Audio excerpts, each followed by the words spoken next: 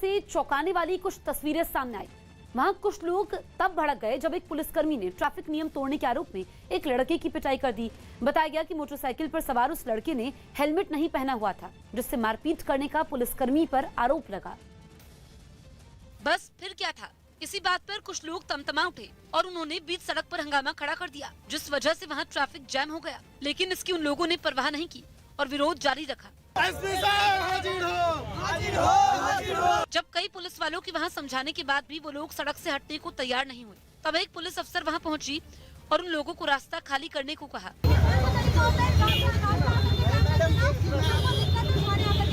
गुस्साए लोगों ने मारपीट करने वाले पुलिस वाले पर कार्रवाई की मांग की। मेरे पास पैसा नहीं है सर, 300 रुपया है। काफी कोशिशों के बाद हंगामा कर रहे लोग रास्ते से हटने को राजी हुए, जिसके बाद गाड़ियों को आगे जाने का रास्ता मिला। ऐसे में वहां मौजूद पुलिस वालों ने ट्रैफिक व्यवस्था संभाली।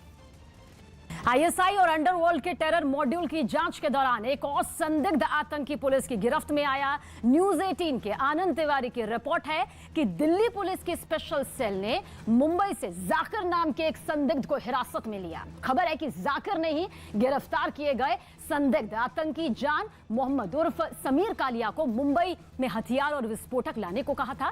पूछताछ में इस बात का भी खुलासा हुआ कि जाकिर भी अंडरवर्ल्ड से जुड़ा हुआ है और उसका भाई जो इस वक्त पाकिस्तान में है वो दाऊद के भाई अनीस इब्राहिम का खास है।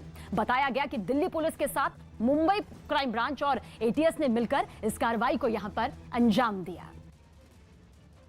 हरियाणा के करनाल से रोंगटे खड़े करने वाला एक वीडियो सामने आया। वहां कुछ बदमाशों ने हथियारों के दम पर पेट्रोल पंप पर लूट की। बताया गया कि इस वारदात में 5 लोग शामिल रहे, जिन्होंने 40,000 रुपए से ज्यादा लूट लिए और इसके लिए उन्होंने उस पेट्रोल पंप के 2 कर्मचारियों को बंधक बना लिया। इस वारदात की जो सीसीटीवी फुटेज सामने आई, उसमें साफ दिखा कि पिस्तौल दिखाकर 3 बदमाश 2 कर्मचारियों को बाहर से अंदर ले गए, जहां उन्होंने दोनों के हाथों और पैरों को बांध दिया। फिर वो अपने काम में जुट गए। उन्होंने वहां मौजूद काउंटर में रखी रकम निकाली और वहां से भाग निकले। अंदर ले जाकर बंधक बनाया, फिर उसके बाद जी जो भी आकाश कुछ लूट के सारे चले। बदमाशों के वहां से जाने के बाद दोनों कर्मचारी किसी तरह बाहर निकले और पुलिस को इसकी जानकारी दी। बताया गया कि पेट्रोल पंप से कुछ दूरी पर उनके 2 और साथी भी खड़े थे, जिनके साथ वो वहां से फरार हुए। पश्चिम बंगाल में लगातार हो रही बारिश से कुछ जिलों में बाढ़ जैसे हालात बन गए हैं। राज्य के जिन जिलों में इस बारिश का सबसे ज्यादा असर देखने को मिला, उनमें पश्चिमी मेदिनीपुर भी शामिल है। जहां जोरदार बारिश की वजह से उफान पर आई नदियों के पानी ने रिहायशी इलाकों में घुसकर लोगों की परेशानी बढ़ा दी। वहां एक इलाके से सामने आई तस्वीर से बड़ा इलाका पानी में डूबा नजर आया। ज्यादातर सड़कें किसी नहर की तरह नजर आईं और जो लोग रोजमर्रा के कामकाज के लिए अपने घरों से निकले, उन्हें पानी से भरी इन सड़कों से होकर गुजरना पड़ा। पश्चिमी मेदिनीपुर के ही कुछ इलाकों में तो हालात इस कदर बिगड़ गए कि वहां सड़कों पर नाव चलाने की नौबत आ गई। कई लोग इस मुसीबत से बचने के लिए सुरक्षित जगहों की ओर जाते दिखे, क्योंकि बताया जाता है कि वहां पानी का स्तर लगातार बढ़ रहा है। इतना ही नहीं, दुकानों और मकानों के अलावा खेत और खलियान भी पानी के इस मार से बच नहीं पाए। कोई अब खाना भी पाई नहीं ठीक मतलब, जो पानी सब घर में ढुक गया है। मौसम विभाग ने अगले कुछ दिनों तक बंगाल के कई हिस्सों में इसी तरह बारिश जारी रहने की संभावना जताई है।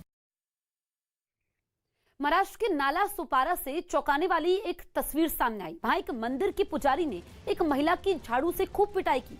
बताया गया कि उस पुजारी ने महिला के शरीर से भूत निकालने के नाम पर ऐसा किया, जिसका वीडियो सोशल मीडिया पर वायरल हो गया, जिसमें वो पुजारी मंदिर में महिला को झाड़ू से पीटता दिखाई दिया।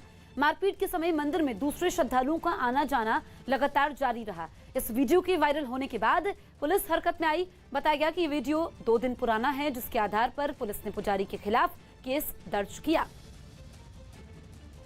जगन्नाथ मंदिर के अंदर पुजारी है, उसने महिला सोनी राजभर नाम की महिला है, उसका भूत निकालता है करके उसके ऊपर अघोरी कृत्य किया था।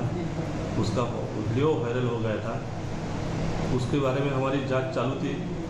आज रोज वो अनीस के कार्यकर्ता आ गए, उन्होंने कंप्लेंट दे दी, गुना दाखिल हो गया है, आरोपी को अरेस्ट कर दिया है। चारधाम यात्रा शुरू हो गई है। उत्तराखंड में 4 धाम और हेमकुंड साहिब की यात्रा शर्तों के साथ फिर शुरू हो गई, लेकिन एक दिन में सिर्फ 1000 श्रद्धालुओं को ही दर्शन की इजाजत दी गई है। रवि शास्त्री ने T20 वर्ल्ड कप के बाद टीम इंडिया के कोच पद से हटने के संकेत दिए। खबर है कि रवि शास्त्री की जगह अनिल कुंबले टीम इंडिया के मुख्य कोच बन सकते हैं। प्रधानमंत्री मोदी ने गोवा के कुछ स्वास्थ्य कर्मियों और कोरोना वैक्सीन का एक डोज लगवा चुके लोगों से ऑनलाइन बातचीत की। ये कार्यक्रम गोवा में पहली डोज के 100% वैक्सीनेशन पर रखा गया। आप सभी के प्रयासों की वजह से कल का दिन मेरे लिए बहुत खास बन गया है। जम्मू कश्मीर के अनंतनाग में शहीद हुए पुलिसकर्मी बंटू जी शर्मा का अंतिम संस्कार कर दिया गया। एक दिन पहले आतंकी हमले में वो शहीद हो गए थे। बड़ी खबर आ रही है